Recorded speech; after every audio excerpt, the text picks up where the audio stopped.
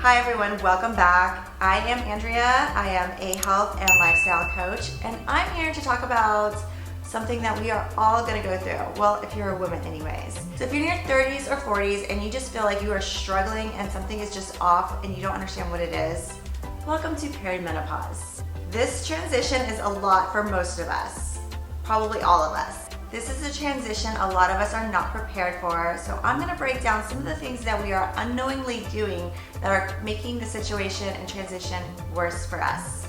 So I'm gonna break this down with compassion and some real life solutions because we don't need more pressure, we need more support. So first of all, thank you so much for watching. If you are new here, I would love for you to subscribe, like this video, and share it with any friends or family that you know are going through this change of life as well. This may be helpful for them as well. So let's get into it. First up, let's talk about sleep. I hear a lot of women tell me that they can survive off of 5 to 6 hours of sleep and do just fine. The truth is, sleep isn't just about rest. It's so much deeper than that. It's about restoring your body, and your hormones are deeply affected from lack of sleep. Your cortisol will raise, insulin will raise. This can cause more anxiety, cravings, weight gain. This is not going to be helpful as we are going through this transition in our hormones, in our life. We need more sleep. So I know it's easier said than done to get more sleep. So some of the things that I like to recommend to my clients for a better sleep would be dimming the lights and cutting screen time off a couple hours before you're going to bed. This will definitely help send signals to your body that it is time to prepare to sleep. The last thing you want to be doing is scrolling through your phone and having all the lights in your house on. Your body's just not going to be prepared. You're going to be too wired and awake. So let's lower the lights, let's do something calmer, maybe read, listen to music, meditate, things like that. So another thing I like to recommend too is the room to be dark and cool. So blackout shades or sleeping with an eye mask. Having a window cracked or a fan, just having a cool, dark space is definitely going to help you sleep deeper. Studies have found that sleeping in cooler temperatures is actually more beneficial, so that is something to look into as well. Another thing that I like to recommend to my clients is having some calming tea before bed, chamomile, something along the lines that will calm you down. I like to take a warm bath with some essential oils, lavender. It can really help calm you down and get you into that restful state as well. And magnesium is definitely a supplement that I like to recommend to my clients. Most of us need that. It's going to help us feel more rested and have deeper sleep. Let's talk about stress. Now, it is impossible to eliminate stress, so I'm not going to talk about eliminating stress, but I'm going to talk about reducing our stress and working through what we are dealing with. So chronic stress is going to increase your cortisol, which is going to increase belly fat. It's going to increase anxiety. It's just going to increase all the symptoms that you have with perimenopause and PMS. And like I said, I don't expect we eliminate stress altogether. That is near impossible, but let's find ways that we can work through our stress.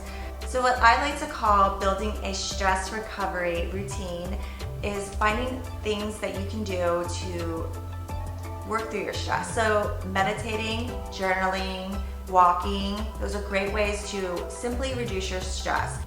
Easy things that we can incorporate into our daily routine that don't require a ton of time and will have huge benefits in reducing that stress and helping us work through it. Now let's talk about a big one, over-exercising. A lot of us think over-exercising means faster results, better results. That's not the case. Now, exercises such as HIIT workouts or any kind of intense cardio is definitely not going to be something that we are going to want to do. We think that this is going to give us better results, but it's actually going to backfire and raise our cortisol. So this is going to lead to burnout and hormone imbalance. So what I like to recommend to most of my clients is strength training 2 to 3 days a week and light cardio. So something walking, maybe a bike ride, swimming, something calmer and easier that's less stress on the body, and you will actually notice more results when you switch to an exercise program like this. This kind of exercise program causes less stress on the body and allows for more of a hormone balance as our hormones are shifting through this perimenopausal time. Let's get into number 4, and this is, so many women think that cutting calories will help be on the fast track to weight loss. But a lot of women undereat, and especially undereat protein. So under-eating, and specifically under-eating protein, is a surefire way for us to have fatigue, muscle loss, and slower metabolism. Protein helps with blood sugar regulation. It's gonna help with satiety, and it even helps with your mood. So aiming to about 25 to 30 grams of protein per meal and not skipping meals is best. So while yes, a calorie deficit is key to weight loss if that is your goal, consistent fuel is what your body is going to need to feel safe and less stressed to then let go of weight, feel rested, and help with those hormonal blood sugar issues that are associated with perimenopause. So enjoy your food, eat whole foods, get enough protein, and this is the best thing that you can do. Okay, so the last one, let's talk about wine. So many of us use a glass of wine or beer or some kind of alcoholic beverage at the end of the day to help us unwind. But the truth is, alcohol can actually worsen your hot flashes, it can raise your cortisol, this is going to mess with your blood sugars, disrupt sleep, it's not going to do you any favors. As well as your liver is already working overtime, working through these transitions with your hormones, and adding alcohol on top of that is just, it's a disaster. So instead, try creating a relaxing ritual.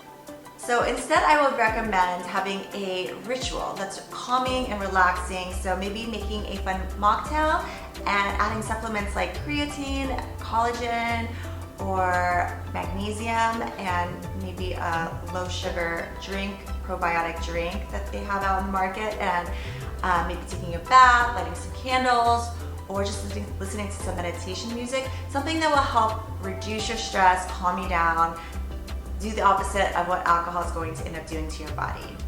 So I'm sharing all of these things not to make you feel guilty or to completely change your lives, but because I wish that somebody would have told me this several years ago as I was beginning perimenopause.